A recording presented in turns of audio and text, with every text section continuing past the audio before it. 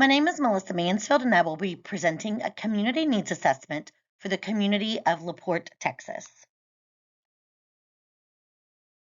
My personal mission aligns with the community needs topic, which is mental health awareness and trauma-informed care.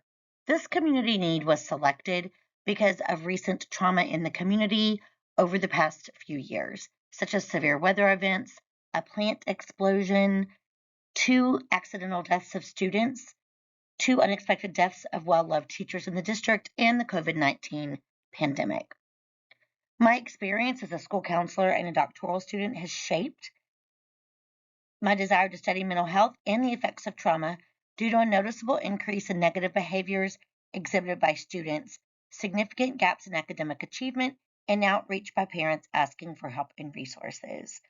As a doctoral student, my experience has helped me conduct research on the benefits of trauma-informed practices and has shaped my desire to study this need by providing me with the data to support effective ways to address mental health through trauma awareness. Addressing mental health needs and trauma in students and families is my passion. I do believe that through my faith, I am a servant leader, and so my calling is to improve the quality of life for others. A comprehension definition of community states that a community is a group of people that interact and support each other and are bounded by shared experiences or characteristics, a sense of belonging, and often by their physical proximity.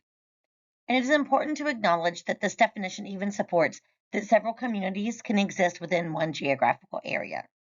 There are neighborhood communities, individual school communities, the overall district community, and then communities within these areas that are based on additional similarities, such as the Hispanic community or LGBTQ community.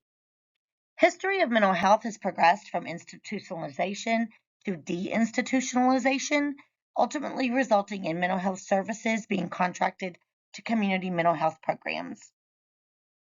The community of LaPorte, Texas was selected and is a small suburban area approximately 20 minutes outside of Houston. The identified need calls for mental health, trauma awareness, and trauma-informed care for students, families, and staff in the school district. And the rationale behind choosing this identified community need is, as I mentioned before, the history of potentially traumatic events in the area. In the planning portion of the needs assessment, it is important to identify key stakeholders, identify strategies that can help with assessing the needs of a selected community, and also considering how the church can interact with other community resources in order to provide support. And the key stakeholders for this community needs assessment are campus staff, district staff, local mental health organizations, the school board, the Chamber of Commerce, the LaPorte Rotary Club, and community programs such as Communities in School, Community Youth Services, and then also students and parents. The strategies noted for assessing the needs of the selected community are gathering data on current strengths, concerns, and conditions of the community to identify assets, viewing the community from perspectives of multiple sources to determine needs, collaborating to develop partnerships, exploring data on student performance in at-risk students, and then developing focus groups and developing funding through business partnerships. In looking at the church, there are 3 main churches in the LaPorte area that are willing to assist community members. They offer faith-based counseling. They offer programs such as Celebrate Recovery, which is for 18 and up. They also offer programs such as The Landing for ages 13 to 18. And then they offer individual, couples, and group counseling.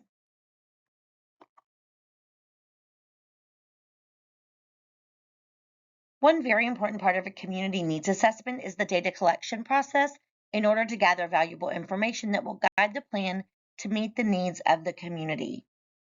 In looking at 2 potential data collection methods that will be used for the community needs assessment, the utilization of surveys and the use of public forums will be utilized in order to obtain pertinent information. In looking at surveys, they are the most common tool in collecting data. They are also beneficial and efficient in collecting large amounts of data. The other benefits of a survey are that it can collect quantitative or qualitative data. So, in looking at quantitative data, that is data such as demographic data. Also, on a scale from 1 to 10, how well do you think the district supports the mental health of all students? That would be an example of a question that would be used to collect quantitative data. In looking at qualitative data, it is asking open-ended questions. It offers valuable insight into the perspectives of the stakeholders. And an example of this type of question would be, in what ways do you feel the community supports the mental health of youth? The second data collection method to be used for the community assessment would be through public forums involving a sample of all stakeholders to discuss the needs of the community.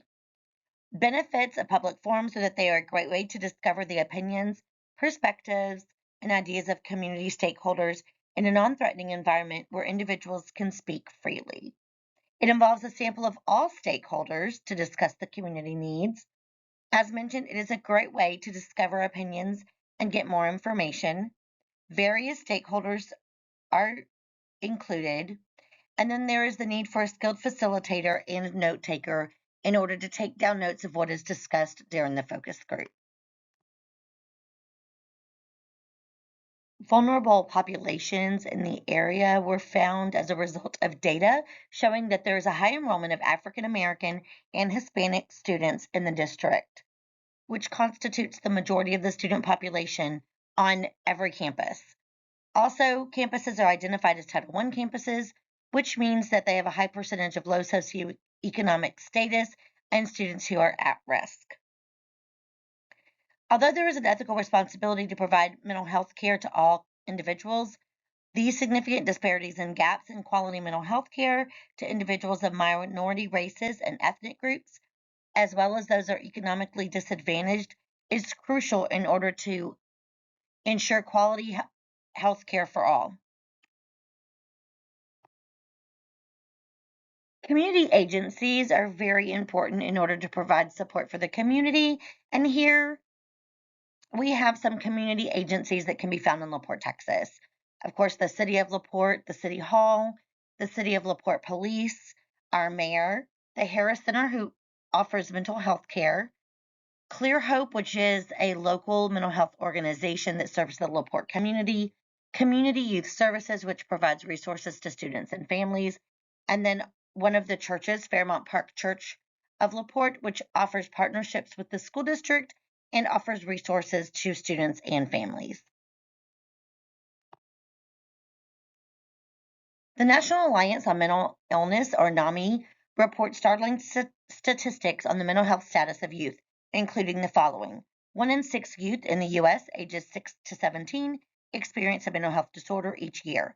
50% of all lifetime mental illnesses begin by age 14. Minority groups hold the highest percentage in prevalence of mental illness, with African American, Hispanic, and multiracial students collectively dominating over half of the youth reported with mental illness or mental health symptoms. 70% of youth in the juvenile justice system have a mental health condition. In individuals under 18, the most common reason for hospitalization is depressive disorders, and suicide is the second leading cause of death in individuals ages 10 to 14.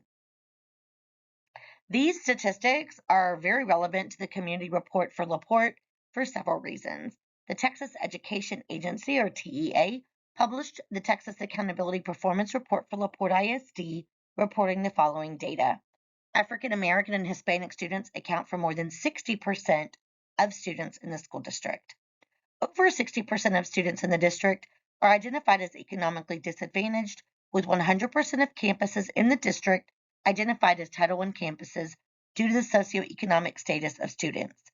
The district exceeds the state percentage of 1.5% of students with disciplinary placements, with a report of 2.2% of students assigned to the disciplinary placements.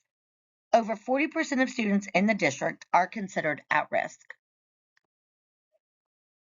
In looking at the role of the educational system in order to meet the needs of students and families within LaPorte, it is important to note adverse childhood experiences. Research in ACEs provides a comprehensive framework to assist in understanding how trauma exposure increases risk factors that contribute to poor outcomes in child development and significant impacts on the mental health of students.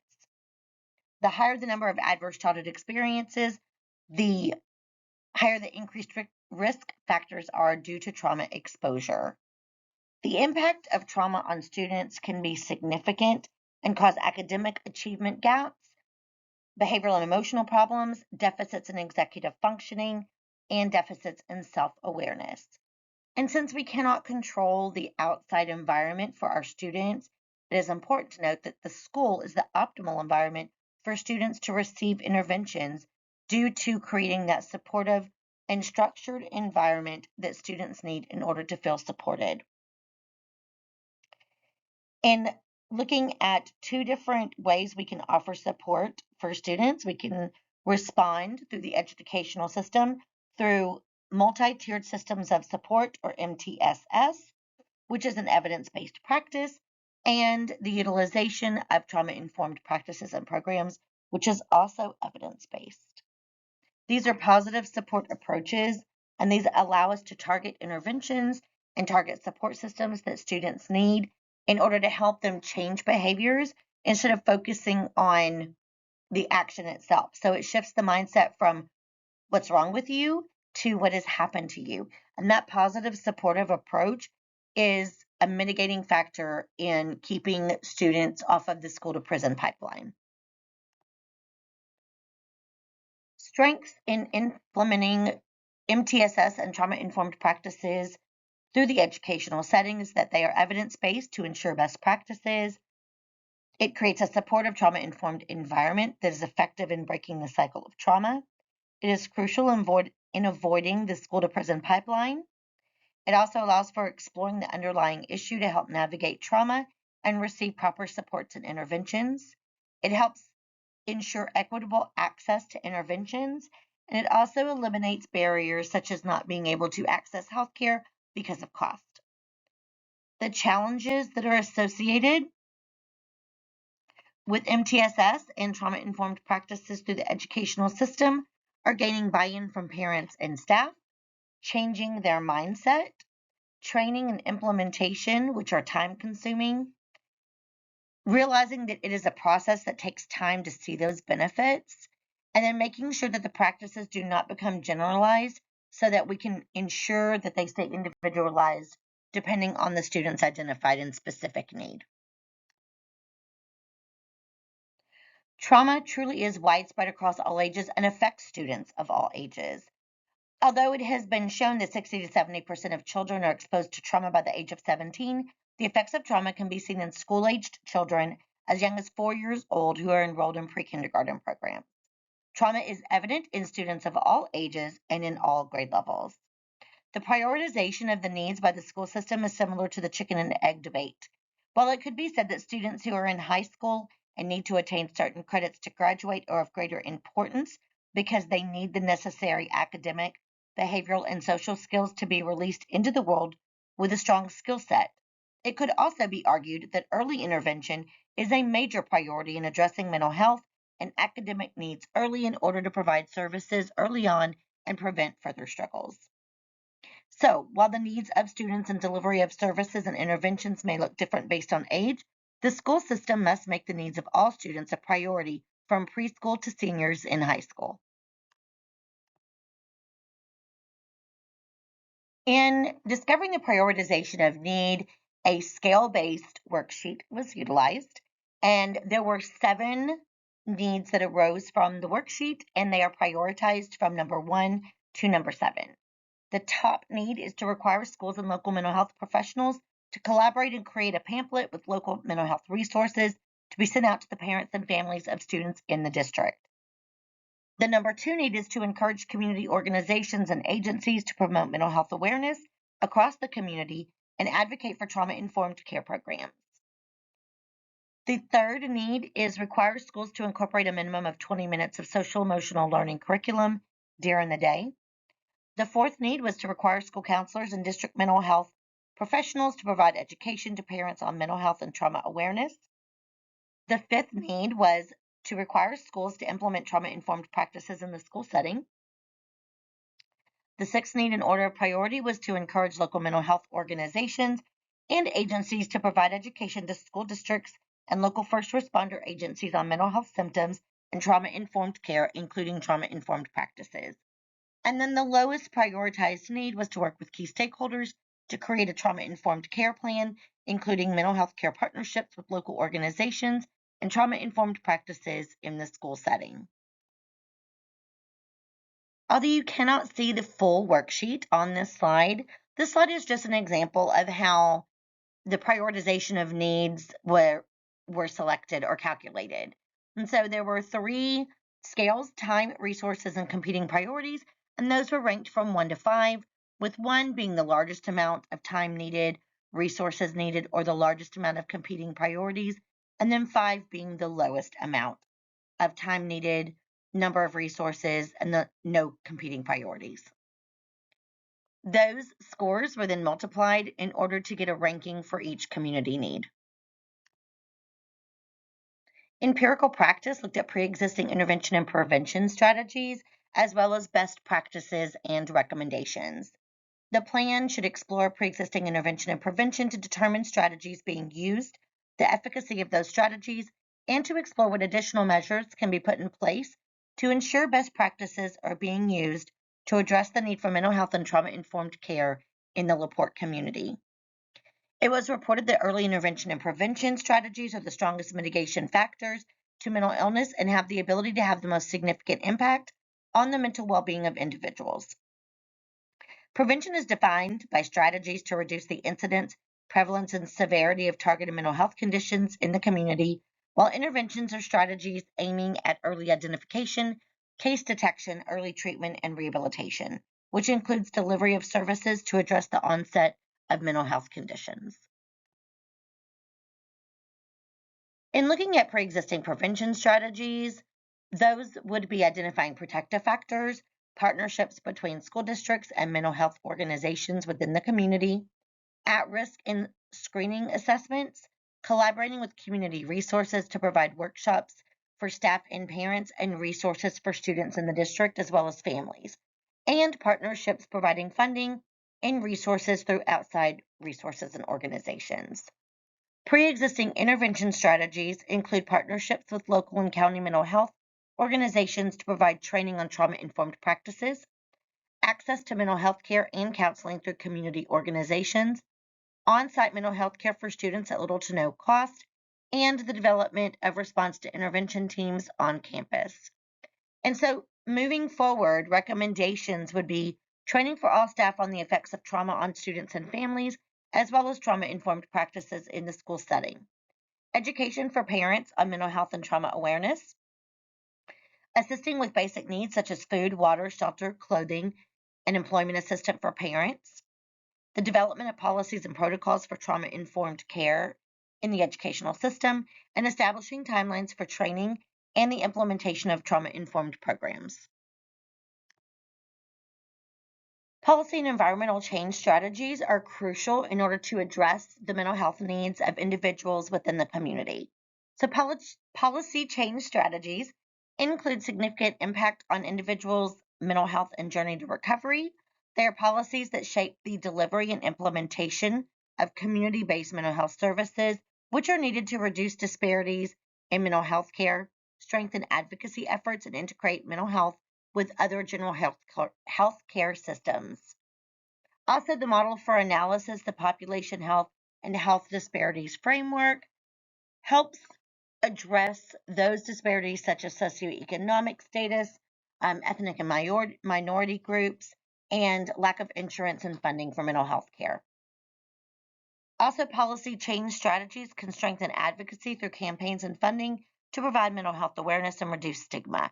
And then mental health care integrated into general health care will allow easier access and equitable care for individuals. And looking at environmental change strategies, as a result of the influence of environmental influences on the state of mental health in the community, it is important to explore environmental change strategies that can address these issues. Some environmental factors that affect mental health are crime rates, sleep deprivation, pollution, smoking, hazardous conditions at work and within the community, poor nutrition, substance abuse, and existing stressors. And so partnerships between the community and employment agencies could be an important strategy that can offer job services, training for writing resumes, interview skills training, and things such as that. School districts and local agencies can also assist, as well as churches, to offer assistance of basic needs. Substance abuse intervention programs are also an important environmental change strategy, and then housing assistance through the county. Every person has needs based on biology, psychological, and social needs that must be met in order to thrive. And according to Maslow, these basic needs must be fulfilled before an individual can focus on social needs, including optimizing relationships with key individuals and community organizations, such as family, friends, teachers, community figures, employers, religious organizations, and the healthcare system, as well as psychological needs related to his or her emotional development, coping skills, learning styles, and spirituality. It has previously been explained that the fundamental needs included in the first 4 layers of Maslow's hierarchy of needs are defined as deficiency needs, or D needs, and are as follows from the bottom level moving upward. At the basic level of needs, there are physiological needs such as breathing, food, water, sleep, homeostasis, and excretion. The next level up is safety, which is security of body, security of employment, resources, morality, family, health, and property. And then moving up to the next level, there's love and belonging, which is friendship, family, and intimacy. The fourth level up is esteem, which is self-esteem, confidence, achievement, respect of others, and respect by others. And the top level of Maslow's theory used to be thought of to be self-actualization, which is morality, creativity, spontaneity, problem solving, lack of prejudice, and acceptance of facts to become the best person that you could be.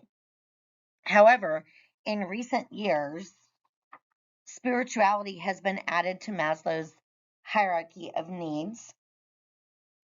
And so this level is called self-transcendence, which talks about the spirituality that one needs to achieve in order to become the highest level as spiritual beings. In conclusion, it is important to note and remember that community needs assessments are a valuable way to assess the needs of a community. The LaPorte community has a primary focus on the mental health needs of students and families within the school district. Vulnerable groups are minority groups and economically disadvantaged individuals. Surveys and public forums are two efficient methods of data collection. MTSS and trauma-informed care are important programs that can be implemented through the educational system in order to meet the mental health needs of students and families. Prevention and intervention are important to mitigate the negative effects of trauma. Policy change is a powerful tool to change the trajectory of mental health care. Each level of needs must be met to move to the next level of need according to Maslow's theory, and trauma-informed practices in the school setting is the vision for the future in order to address the mental health needs of students and families within the community. This slide is the first half of references that were used in order to complete the project for the community needs assessment. This page provides the second half of references that were used and completes the presentation. Thank you so much for taking the time to listen to my community needs assessment for the community of LaPorte, Texas.